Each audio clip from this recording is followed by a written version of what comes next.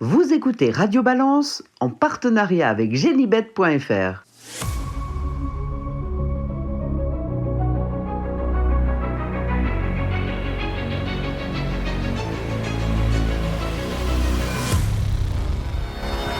Bonsoir, merci de nous rejoindre. Émission spéciale Cagnes-sur-Mer. Le meeting de Cagnes-sur-Mer débute ce lundi. Petit programme qui va durer 1h15 avec nos invités. Nous sommes réunis au Motel Ascot de Cagnes-sur-Mer chez Christopher Douceau. Nos invités, tout d'abord le président de l'association des entraîneurs propriétaires, Mathieu Boutin. Salut Mathieu. Bonsoir à tous. Comme l'année dernière, puisqu'il y a exactement 12 mois, vous étiez là pour cette émission spéciale de début de meeting. Comment s'est passée votre année 2025, Mathieu Boutin ? Grâce à vous, très bien. Eh ben voilà, oui, parce que c'est vrai, Samy Boisa, qui est à la réalisation. Salut Samy. Nous le rappelait, on vous avait, je s'en souviens, moi non, porté bonheur en tout cas. Pas poudré, exactement. Sébastien Jésus, entraîneur, bien évidemment, sera également dans ce meeting. Bonsoir Sébastien. Bonsoir à tous. Première participation à Radio Valence. Tout à fait. Et pas dernière. Merci Sébastien. On vous retrouve dans quelques instants. Pour la deuxième partie, sans doute plus, vous allez vous parler de vos espoirs du meeting. Il va y avoir les premiers chevaux qui vont courir pour votre entraînement. Gilles Barbarin est avec nous, bien évidemment. Oui, bonsoir Dominique, bonsoir Mathieu, bonsoir Sébastien, bonsour Samy, bonsoir à toutes et on à a tous. Bernard Onfray qu'on salue. Je voulais dire que l'année dernière, on était sous la tonnelle avec des boissons. Cette fois-ci, on est chambre 18 dans un repère de Dominique Cordier. Je ne vous dis pas. Et on n'a pas d'alcool. Non, il n'y a pas d'alcool. Il n'y a pas besoin, voilà.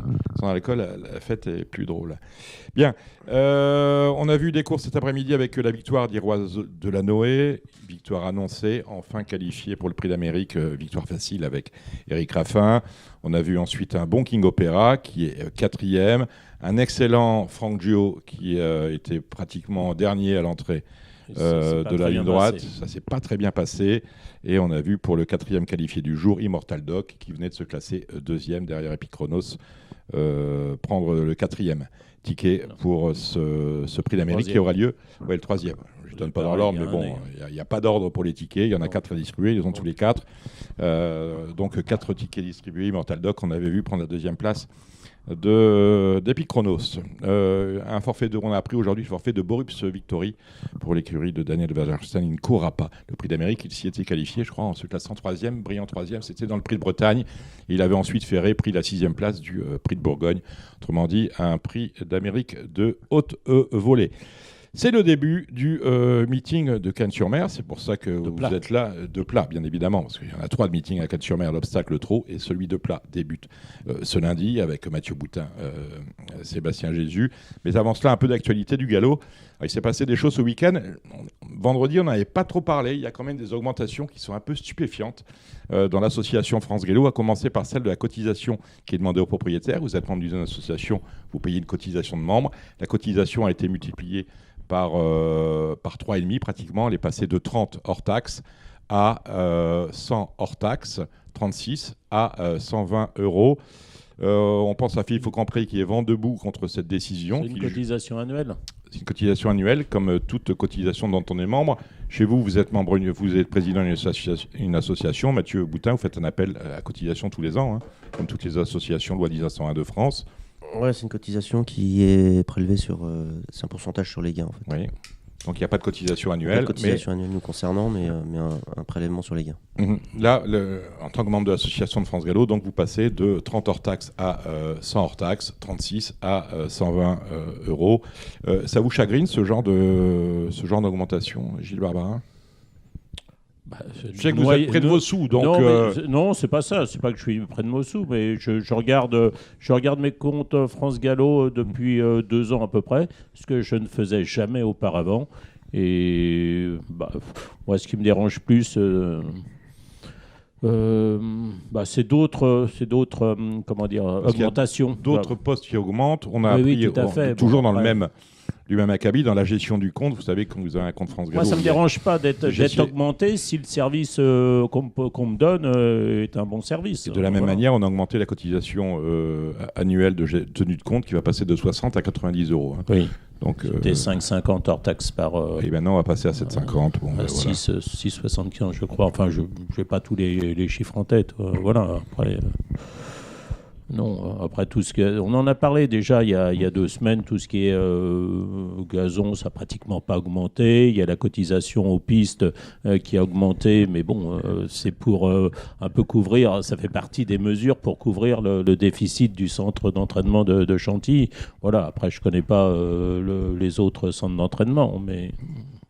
Alors ça fait justement, partie. voilà. J'ai reçu de la part de Philippe Faucampré, qui est vent debout, je le rappelle, contre cette augmentation de la cotisation annuelle.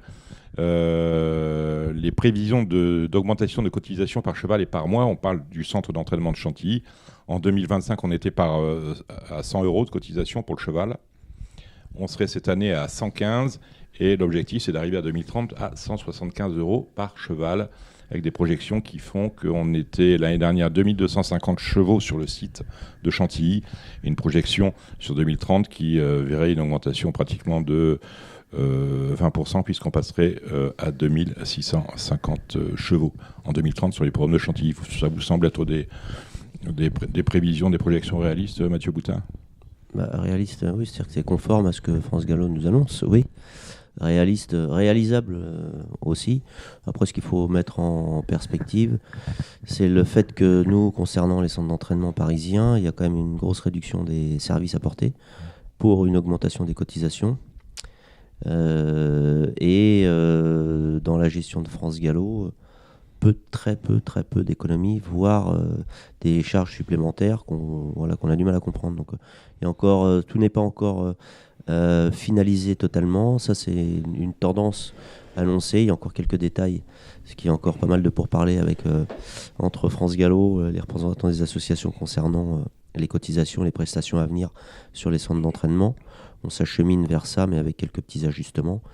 Je pense que France Gallo a encore une marge de progression dans la gestion de ses charges personnelles quant à l'entretien des pistes. Après, il faut savoir, on parle là d'augmentation globale des coûts. Je pense que je ne connais pas beaucoup de personnes qui soient contentes de payer. Et encore mieux, de plus en plus cher pour les mêmes services. Là, on va payer plus cher. Moindres, ce que là, on va payer plus cher pour des services moindres. Au même titre que dans la gestion de France Gallo, moins en moins de personnel dans les services. Donc, un service apporté aux clients qui va être un peu moins performant, même si je ne critique pas à titre personnel les employés de France Gallo, mais forcément moins de personnes pour remplir des tâches qui sont de plus en plus compliquées. L'équation, elle n'est pas forcément favorable pour tout le monde. Donc, ce qui est un peu dommageable là-dedans, c'est un peu le manque d'anticipation dans les années précédentes, où on a connu une période plutôt faste au niveau des enjeux, avec des revenus qui étaient en croissance et une gestion financière qui a manqué beaucoup de prévisions. Donc on se retrouve maintenant à devoir régler des problèmes dans l'urgence, à faire des économies drastiques. Certaines sont justifiées, d'autres le sont par l'urgence de la situation, alors qu'on aurait peut-être pu faire autrement. Donc d'une manière générale, c'est quand même un peu dommageable. La communication est pas forcément non plus à la hauteur en ce qui concerne toutes ces augmentations il y a un manque de postes. Moi, je ressens ça comme ça. Il y a un manque de transparence absolue par rapport aux mesures. Les grandes idées, on les jette. Ensuite, quand on augmente les cotisations, on va parler de la cotisation à l'association, on les apprend parfois au dérobé, parce que sur le site, vous ne trouvez rien. Mais c'est un tout ça, parce qu'il y a aussi les services sur les hippodromes. C'est-à-dire que le personnel GTHP, il va être de plus en plus réduit. C'est un peu porte ouverte dans les balances désormais sur chaque hippodrome. On a lu récemment que les entrées sur les hippodromes allaient changer, allaient être réduites. C'est-à-dire que vous allez rentrer... fermer les portes. Voilà. C'est-à-dire que vous rentrez à Chantilly par la grille d'honneur, vous rentrez à Saint-Cloud, non plus, il y avait 2 parkings. Oui. Il y avait celui des entraîneurs jockeys propriétaires qui était derrière les box, et puis il y avait l'autre qui était très pratique, pour moi, on s'en fout un peu, mais voilà, qui était après le poteau. Si j'ai bien compris, ce parking-là va disparaître. Il y a d'autres moins de personnel, donc moins de portes. Oui.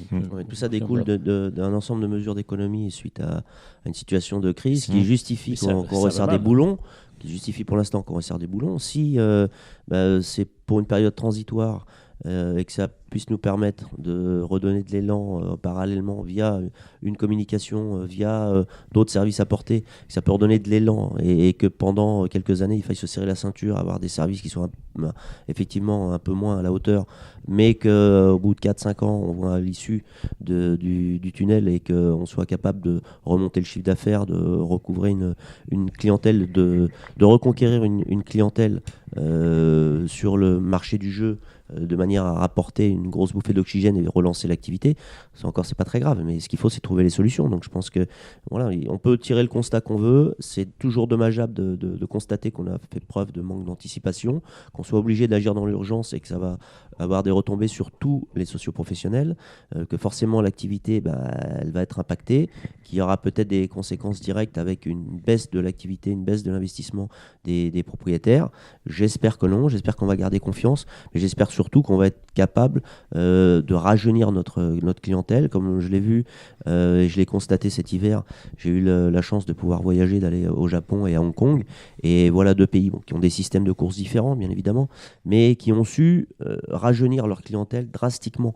Au Japon, la moyenne d'âge du public, c'est 35 ans, donc c'est pas du tout le cas ici en France, et je pense qu'il faut arriver via tous les moyens disons de communication qu'on a, d'arriver à toucher un public plus jeune, d'arriver à amener les gens à s'intéresser aux courses, à les faire venir aux courses.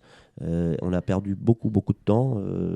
Il y a eu un gros laxisme là-dessus. Je pense que c'est du devoir de tous, des dirigeants, des socioprofessionnels, de tous ceux qui sont en capacité d'essayer de transmettre leur passion pour les courses, de le faire. Voilà. On a des nouveaux moyens de communication à notre portée.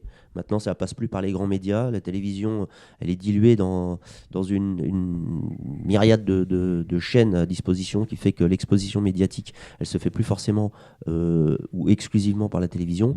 Donc, je pense qu'il faut que tout le monde se mette à utiliser les moyens de communication qui sont à notre disposition pour transmettre notre passion des courses et essayer d'intéresser un public de plus en plus large et surtout de plus en plus jeune. En attendant de parler de ces nouveaux moyens de communication qu'on utilise mal, autant au PMU qu'au Gallo, on a eu au mois de mai un plan dit de relance de la part de France Gallo où on a baissé pour 2025 les allocations de 10 millions, on va être sur 20 millions dans l'année. Ce n'est pas exactement un plan de relance. On pouvait s'attendre, lors de la publication de ce plan, dit de relance, mais en fait c'était un vrai plan d'austérité, chacun l'a compris. On pouvait s'attendre à ce qu'on n'augmente pas les charges. Au trop, on n'a pas baissé les allocations, on augmente les charges. C'est une autre ancienne. Au Gallo, on a l'impression que c'est la double peine. On baisse les allocations, on augmente les charges. Et comme vous le disiez justement, on n'a pas l'impression que la maison mère regarde chez elle comment elle pourrait baisser ses dépenses. Parce que si on peut augmenter les charges, mais si on ne baisse pas les dépenses, à un moment donné, on va se retrouver dans le même problème. Il y a un plan de départ volontaire qui a été ouvert, je crois. Enfin, je ne sais pas qui ça va toucher. Ça a dû sans doute commencer. Mais enfin, si c'est les gens qui sont à 3 ou 4 ans de la retraite et qui vont coûter une tonne, je ne sais pas si c'est une bonne chose. Il y a déjà eu, il y a une bonne dizaine d'années, un plan de réduction du personnel qui a été entamé à France Gallo au siège et sur les sites. Il y a quand même une grosse réduction du personnel. Il y a eu une refonte du système de retraite. Donc il y a eu déjà pas mal de choses mises en place pour essayer de contenir un peu les dépenses. Malgré tout, France Gallo, contrairement au TRO, n'a pas la même gestion et le même fonds de roulement que le TRO, avec beaucoup plus de personnel, beaucoup plus de sites à entretenir et des conventions collectives qui sont très handicapantes pour les négociations. Donc, comme dans toute association de ce style-là, quand vous voulez prendre des mesures de cet ordre-là, elles mettent beaucoup de temps à se mettre en place. Donc, évidemment, les économies ne vont pas se faire du jour au lendemain. Je pense qu'il y a encore une marge parce qu'on a connu une période d'opulence où on pouvait se permettre de ne pas trop compter, où on a fait des dépenses qui étaient peut-être parfois pas justifiées. Mais quand vous rentrez dans ce système de dépenses, il est très difficile de faire marche arrière. Donc c'est compliqué, c'est long, ça prend du temps. Je pense qu'il y a la volonté, mais après, est-ce que la méthode est la bonne et de toute façon, même en ayant la volonté et la méthode, ce plan d'économie mettra du temps à se mettre en place. Voilà. Donc, malheureusement, ça retombe forcément en premier lieu sur les professionnels qui en pâtissent. J'espère qu'ils n'en seront pas trop affectés de manière à pas dégoûter les propriétaires d'investir dans l'industrie des courses. On va poser la question à Sébastien Jésus. Je ne sais pas si Sébastien est membre de l'association de Mathieu, Oui, je suis membre de Voilà. son association. de l'AEP. Est-ce que vous êtes un jeune entraîneur? Est-ce que vous êtes un jeune entraîneur inquiet ou un jeune entraîneur qui se dit que ce n'est finalement peut-être qu'un mauvais moment à passer? Bah, forcément, on est obligé d'être inquiet parce que on a besoin des propriétaires, on a besoin des gens passionnés pour avancer. Sans eux, on n'est rien, donc on est obligé d'être inquiet. Et comment on peut s'en sortir pour vous? Ben, il faut relancer les PMU, il faut attirer les jeunes. Effectivement, ça passe par là, par la communication. Et je pense que France Gallo, ils en ont conscience et qu'ils vont faire en sorte de se donner les moyens de faire des choses intelligentes. Mathieu Boutin, comment vous avez vécu les atermoiements au niveau des différentes nominations qu'on a eu du mal, et qu'on a toujours du mal à voir arriver au PMU? On a mis 6 mois avant de nommer Cyril Giraudat à la tête du PMU. Je rappelle que la directrice générale précédente est partie au mois de début juillet. À France Gallo, on envisageait même qu'elle finisse heureusement, ça ne s'est pas passé comme ça, qu'elle fasse son préavis. Et on a attendu 6 mois avant la nomination de Cyril Giraudat, qui a pris son poste le 7 janvier dernier. Et on attend toujours la nomination, parce que c'est important aussi.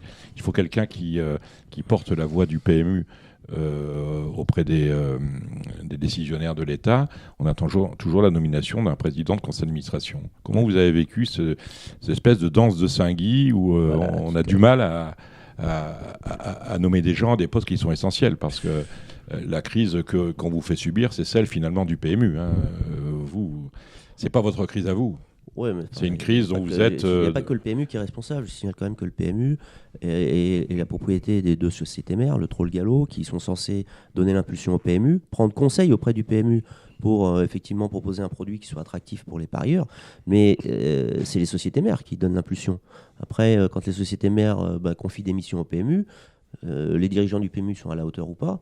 Alors les atermoiements pour la nomination, bien sûr que c'est pas forcément un signe très positif, mais est-ce qu'il vaut mieux pas prendre un petit peu plus de temps pour trouver les bons dirigeants et disons avoir des solutions pérennes plutôt que de subir ce qu'on a subi ces dernières années avec des décisions au niveau des orientations du PMU qui semblaient pas franchement être les bonnes et puis des objectifs clairement annoncés aux sociétés mères qui n'étaient pas du tout réalistes. Ce que je reproche aux sociétés mères, c'est d'avoir cru à ces objectifs qui n'étaient pas réalistes, d'avoir construit des budgets, d'avoir fait des investissements sur la foi de projection de chiffre d'affaires du PMU qui était pour moi pas réaliste. Donc tout ça a été remis en question dans les différents comités, en tout cas à France Gallo. Autrement, je ne sais pas, j'étais pas présent, mais en tout cas à France Gallo, il y a de sérieux doutes qui ont été émis par rapport au chiffre d'affaires et par rapport aux projections du PMU. Bon, les dirigeants de France Gallo y ont cru aveuglément et puis sont permis de s'engager dans des investissements financiers qui n'étaient pas justifiés. Voilà, donc voilà en partie pourquoi on se retrouve là, mais il ne faut pas non plus se voiler la face. La principale cause de notre mal aujourd'hui, c'est la désaffection du public pour le produit course. Donc voilà ce qu'il faut rétablir. Alors dans un sens général, ce n'est pas la première crise que les courses connaissent, il y en a eu d'autres. La dernière en date, qui était quand même très sérieuse, elle date des débuts des années 90. Voilà, on a eu Jean-Luc Lagardère qui a été annoncé comme notre sauveur. Je suppose que oui, il est en grande partie responsable. C'est lui qui a jeté les bases de ce qu'on a connu pendant 30 ans. Ensuite. Exactement, mais voilà, on s'est contenté pendant plus de 30 ans de vivre sur une idée sans imaginer qu'à un moment ou à un autre, ça pouvait s'épuiser, qu'il allait falloir rajeunir tout ça, rafraîchir cette idée-là, l'adapter. On s'est contenté de l'exploiter pendant 30 ans jusqu'à plus soif, sans se préoccuper des conséquences qu'allait provoquer la décentralisation, l'augmentation de l'offre. Tout ça, c'était productif pendant un moment. Et puis, malheureusement, il y a eu des effets de bord, ce qu'on appelle les effets de bord, qui maintenant se retournent contre nous. Voilà. Donc il ne faut pas être... je pense la situation elle est très préoccupante. Maintenant, il faut quand même avoir foi dans notre institution. Il faut être conscient du danger. Si on regarde nos pays frontaliers, si on regarde les autres pays européens, les pays de course, il y en a il n'y en a pas beaucoup qui tiennent encore la route. La crise, elle a commencé chez eux il y a déjà très longtemps. Il y a beaucoup de fermetures d'hippodromes, il y a une grosse réduction de l'activité dans tous ces pays-là. On parle de l'Allemagne, de l'Italie principalement, Ouais, voilà, l'Espagne. voilà. Tout ça, c'est des pays qui ont vraiment beaucoup souffert, où les courses sont vraiment moribondes. Nous, on a eu la chance d'arriver à préserver un système qui est assez vertueux grâce au mutualisme. Essayons de rafraîchir tout ça, de ramener des idées intéressantes, de s'inspirer de ce qui se fait dans d'autres pays où ça marche. Comme je le répète, en Asie, il y a des idées intéressantes à prendre. Et pensons que des crises, on en a déjà connues. Celle-là est très préoccupante. Mais si on s'y met tous, on a une bonne chance de s'en sortir. Donc il faut de la volonté, il faut de la bonne énergie et avoir aussi des bons dirigeants. Donc j'espère qu'on les aura à la tête du PMU comme à la tête des sociétés mères. Est-ce que remettre les courses dans le cœur des Français, comme qui est l'ancienne de votre président, Guillaume de Saint-Seine, ça passe par des opérations comme les chevaux dans la ville à la Concorde? Pourquoi pas Pourquoi pas? Est-ce que les retombées sont à la hauteur des espérances et de l'investissement? Ça, je ne sais pas. Mais je crois que la communication, elle est essentielle. Je veux dire, tout produit qui marche, tout produit qui marche, c'est un produit qui est marketé, qui est exposé, qui va à la rencontre de son public. Et nous, on s'est un peu coupé de ça. Voilà, on s'est un peu coupé de ça. Avec parallèlement une augmentation de l'offre, une refonte de l'organisation des courses, qui fait que c'est un produit qui est devenu de moins en moins intéressant pour le public de base. Donc il y a eu une conjugaison de facteurs qui ont fait que notre clientèle s'est étiolée. Et je dis que toute forme d'exposition vis-à-vis du public qui fait qu'on va aller à la rencontre de notre public sera productive. Alors, sur quoi il faut mettre l'accent ? Sur quoi il faut mettre les investissements les plus importants? Je ne suis pas qualifié, je peux émettre des idées comme ça, mais je ne suis pas le plus qualifié. Je pense qu'en tout cas, il ne faut pas se priver d'occasion de faire connaître les courses, d'être assez didactique. On ne peut pas faire aimer quelque chose à quelqu'un s'il ne connaît pas le produit. Donc il faut faire connaître, il faut essayer de faire apprécier avec toute la passion que l'on a nous. Voilà, l'événement à Place de la Concorde a certainement eu une retombée, des retombées. Voilà, je ne sais pas si elles sont suffisantes, mais oui, il faut des idées comme ça, il faut des idées. Elles ne marcheront pas toutes, mais il faut des idées, il faut les mettre en place. Il faut avoir la volonté de les mettre en place. Quelles sont les relations que vous entretenez entre avec France Gallo en tant que président de l'AEP? Est-ce que vous êtes, par rapport aux quelques mesures dont on vient de parler, est-ce que vous êtes consulté? Ou est-ce qu'il y a une discussion, des négociations avec eux, ou est-ce que vous êtes très souvent mis devant le fait accompli? On est souvent consulté. Parfois, il faut aller quémander un peu pour se faire entendre. Mais ça, c'est le rôle des associations. Donc, on est 2 associations d'entraîneurs au galop qui sont assez complémentaires. On s'entend bien. On n'a pas forcément toujours les mêmes rôles. On n'a pas les mêmes adhérents. L'autre, c'est l'association des entraîneurs que préside François-Xavier Chevigny. Voilà, l'association des entraîneurs de galop. Et nous, c'est l'association des entraîneurs propriétaires. Avec des adhérents qui n'ont pas forcément toujours le même profil, mais beaucoup d'intérêts communs, beaucoup de sujets sur lesquels on s'entend et pour lesquels on fait cause commune. Donc oui, on est en fait, si on n'est pas consulté directement, on a quand même voix au chapitre parce qu'on prend les devants pour aller défendre les intérêts de nos adhérents systématiquement. Dès qu'il y a des orientations politiques, on est présent de toute façon dans tous les corps décisionnaires de France Gallo.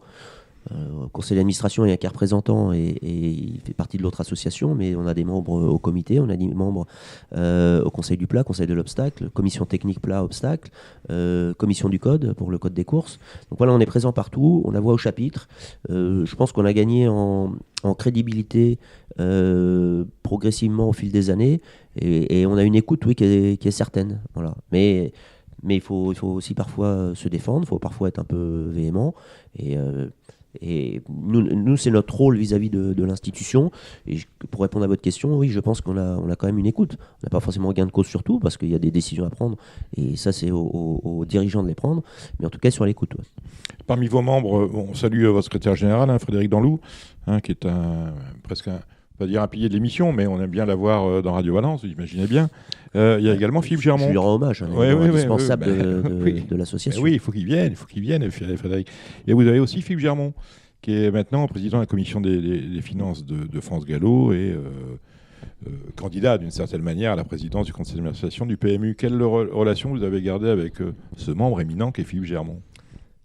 C'est un sympathisant de haut vol. Hein. Non, c'est quelqu'un de très appréciable qui a une vision et une capacité d'analyse sur l'ensemble de l'institution et particulièrement le PMU et le système de jeu qui est importante. Il s'est beaucoup impliqué là, lors de cette mandature depuis 2 ans. Depuis le début de la mandature, s'est beaucoup impliqué pour nous apporter ses lumières, ses constats, son analyse. C'est quelqu'un, je pense, sur qui on peut s'appuyer, qui a des compétences. Et après, s'il veut jouer un rôle un peu plus important et qu'il a l'occasion de le faire, je pense que ça peut être que bénéfique pour l'institution. Restez avec nous, Mathieu. On va maintenant parler de Flamme, justement, avec les chocos de Radio Balance pour les 2 premières réunions de début de meeting de place, celle de ce lundi, celle de ce mercredi. On accueille notre ami notre hôte, Christopher Dousseau, le directeur de ce sympathique établissement qu'est le motel Ascot de Cannes-sur-Mer. Salut Christophe. Salut Dominique, salut Samy, salut Gilles. Désolé, et bonjour tout le monde, salut Mathieu, salut Sébastien. J'ai loupé le. Du coup, tout le mal qu'on pouvait dire sur l'endroit Mais et sur. après les couleurs. Sur le. Ouais, voilà, on l'a fait pendant que tu n'étais pas là. Maintenant, c'est bien. Tu es notre ami. Bon, merci de vous retrouver et c'est un plaisir d'accueillir tous ces professionnels. Vous restez avec nous. C'est vous qui allez animer la séquence pronostic, Samy Boisa. Vous allez faire les pronostics et à la fin de l'émission, il y aura le grand tirage au sort de notre jeu de Noël. Des participants, une vingtaine de lots, parmi lesquels vous avez la gentillesse de mettre un week-end au motel Ascot en premier prix. Un dîner pour 2, c'est au Cardinal. Des montres, on a une dizaine de montres et ensuite on terminera ce tirage au sort avec des bons à parier pour le site de notre partenaire que l'on salue, à savoir Genibet. Avec genibet.fr, vous aurez toutes les infos pour faire votre papier, vous pourrez profiter des meilleurs rapports en jeu simple et surtout, vous ferez la différence avec le Super Top 5, le meilleur des paris sur la course événement. Le meeting de Cannes-sur-Mer commence, le meeting de plat de Cannes-sur-Mer commence, ça sera lundi et mercredi, avec les 2 quintés, 2 Super Top 5, Gilles. 2 entraîneurs qui ont leurs chevaux pour ce meeting, Sébastien Jésus et Mathieu Boutin. Sébastien, combien de chevaux sont sur place pour ce meeting? J'ai descendu 6 chevaux pour le meeting. 6 chevaux, dont il y a Etis Marvel pour Gilles. En tout, il y a Saxon Village, j'imagine, qui est là. Il y a d'autres, oui. Et d'autres. Marvel que tout le monde connaît bien, Saxon Village qui a gagné 4 courses l'année dernière, 2 pour Henri Moi, 2 pour Monsieur Rulec. On a descendu Atineos que tout le monde connaît bien aussi, un cheval très régulier. Son petit frère Aristos. On a descendu un cheval qui vient de gagner à Deauville, dont Nicolaos, qui est en bonne forme. Et puis on a descendu Acclam, un cheval qu'on a acheté à réclamer, qui est perfectible. Dont Christopher Dousseau est copropriétaire, me semble, Exactement. du motel Ascot. C'est une belle histoire d'ailleurs, c'est plein d'associés, plein de fidèles du motel Ascot qui se sont réunis. On a acheté un petit cheval à Lyon qui appartenait à la famille Millière de chez Gauvin, qu'on a acheté, qui nous a fait plaisir une fois en étant 3e. La dernière fois, ça s'est pas très bien passé à Vivo. Voilà, on espère que ça se passera mieux cette fois-ci. On a mis la décharge. Et il court la 2e épreuve, hein, c'est ça, on en Exactement, parlera, on en reparlera lundi. tout à l'heure. Ouais. Aristos, c'est celui qui est 2e à Deauville, c'est ça, il y a très récemment. Oui, tout à fait. Oui. C'est ça, sur 2400 mètres. Mathieu, combien de chevaux font le déplacement, sont sur place pour le meeting? C'était très bien l'année dernière, un très bon meeting. Oui, ça m'a mis en confiance. Du coup, j'en ai amené 20, j'en ai amené 30. J'ai pas assez de mémoire pour les citer tous, comme l'a fait si brillamment Sébastien. Gilles, tu voulais poser une question, il me semble, de savoir comment s'est passé. Oui, en fait, moi, ce qui m'intéresse plus de savoir si les chevaux ont des chances, c'est savoir si les chevaux ont pu être préparés dans de bonnes conditions, s'ils arrivent prêts pour le début du meeting, s'ils vont avoir besoin d'une ou 2 courses avant d'obtenir le plein rendement. Voilà, moi, c'est plus ça en tant que turfiste qui m'intéresse. Il y a des chevaux qui n'ont pas couru depuis octobre, par exemple. Est-ce qu'ils vont avoir besoin? C'est vrai qu'il y a eu des conditions météo dans toute la France, mais particulièrement à Chantilly, ça n'a pas été possible non plus de travailler dans trop bonnes conditions. Je sais par le biais de Sébastien, puisque je sais que les pistes en sable, les pistes de Canter, elles n'étaient pas trop praticables, même pas praticables pendant une semaine. Il fallait aller sur la PSF de l'hippodrome, voire peut-être sur les PSF de la Morlaix. Mathieu, comment tu as pu préparer tes chevaux? Tu as eu des problèmes ou pas? Non, il a fallu changer nos habitudes, mais on a quand même un outil de travail qui nous permet, même dans les conditions extrêmes, de pouvoir travailler. Sauf, voilà, il y a eu un jour où il y a eu beaucoup de neige, où c'était un peu compliqué, on a pu sortir les premiers lots, il a fallu arrêter après. Et un autre où les pistes étaient fermées à cause de la tempête. Ça n'a pas soufflé aussi fort que prévu, mais il y a eu un arrêté préfectoral, donc on a dû aller à l'hippodrome. Enfin, on a toujours eu disons en s'adaptant un peu, les moyens de pouvoir s'entraîner. Aux Aigles, on a 2 pistes en PSF, donc il y a beaucoup de trafic, il y a beaucoup de monde, beaucoup d'entraîneurs sur les Aigles en ce moment, beaucoup de chevaux, mais on a quand même pu s'entraîner. Donc voilà, ça modifie un peu les habitudes, donc ça peut perturber, ça peut effectivement créer disons des petits problèmes de préparation si on a du mal à s'adapter, mais on avait les moyens pour pouvoir travailler quand même. Donc le turfiste qui veut jouer un Mathieu Boutin, il n'y a pas de contre-indication comme ça. A priori, s'il lui voit une chance au papier, il peut y aller. Non, il n'y a pas de contre-indication. Concernant l'ensemble de mon effectif, ils arrivent avec une préparation suffisante pour courir proprement. Donc certains vont peut-être gagner d'entrée, mais ils auront certainement dans l'ensemble, après il y a des cas particuliers, une petite marge de progression sur la 2e ou la 3e course.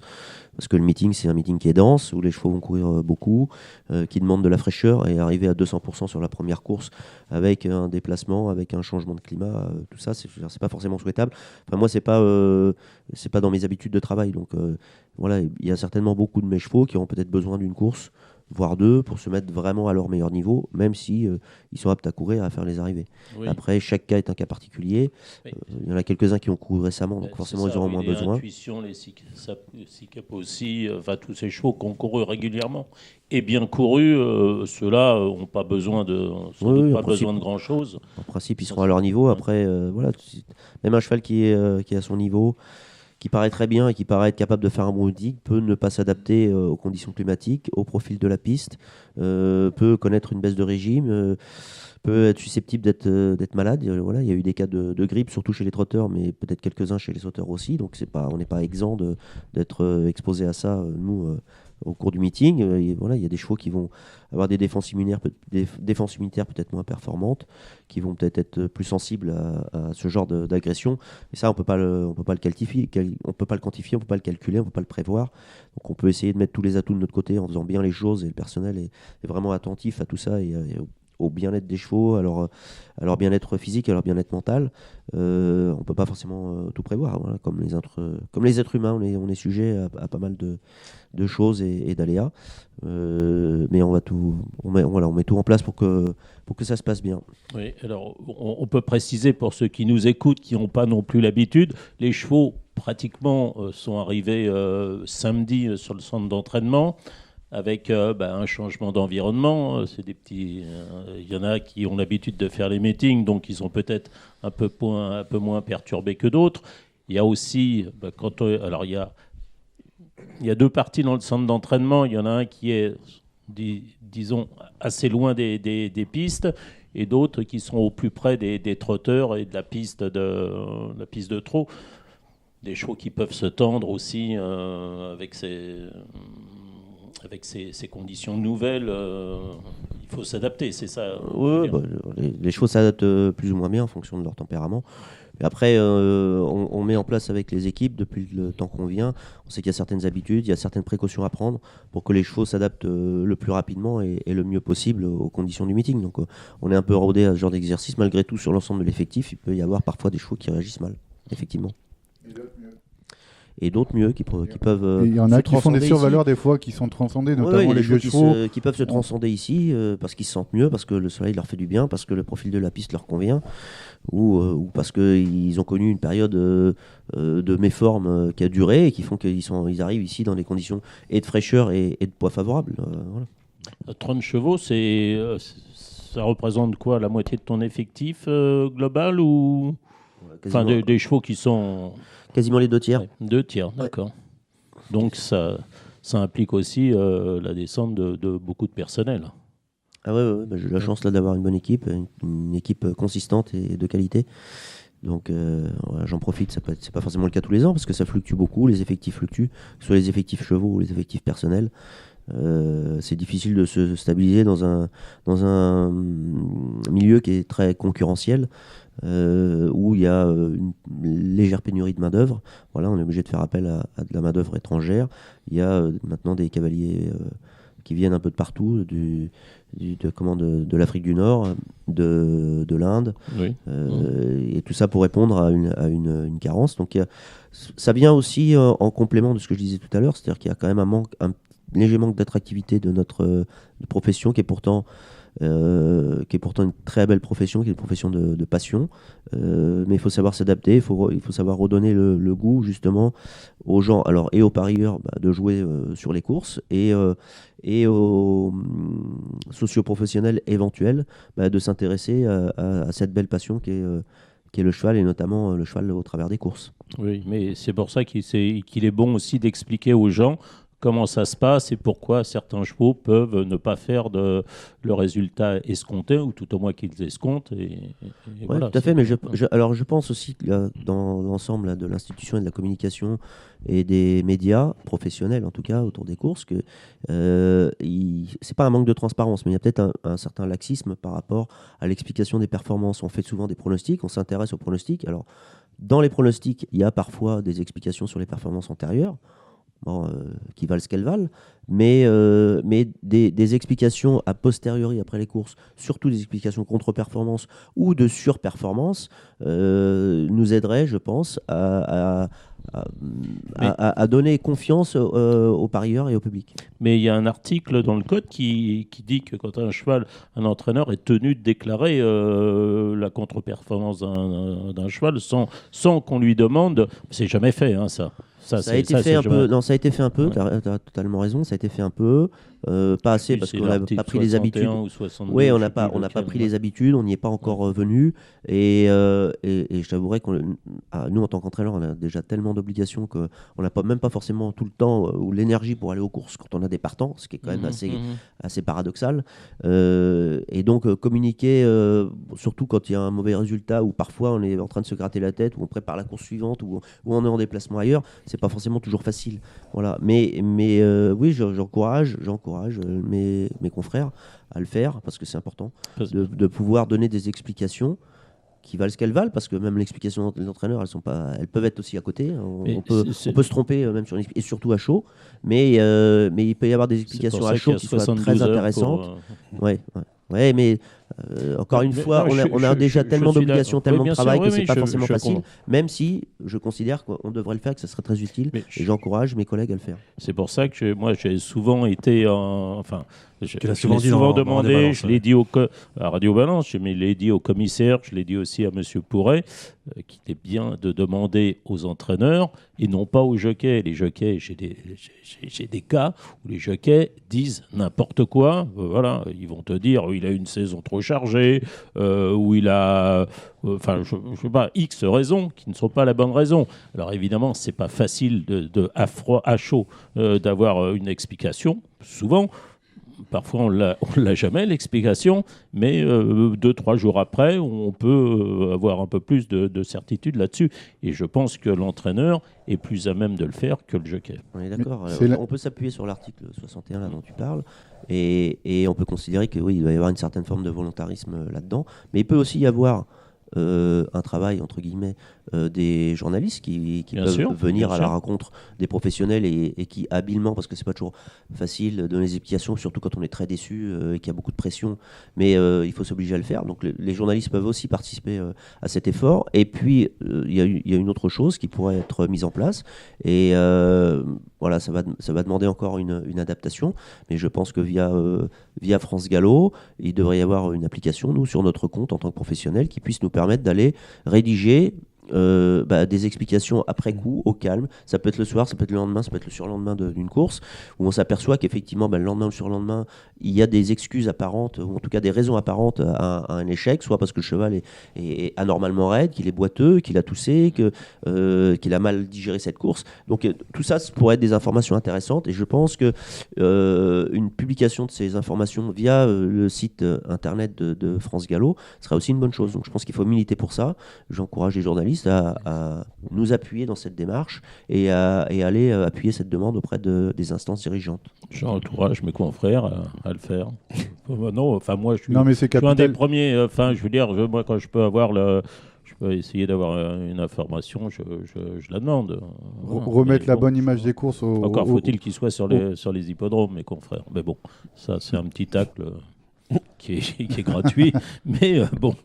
Ouais, essayons de positiver et de nous encourager à faire Oui, mieux. oui, oui. C'est plus productif.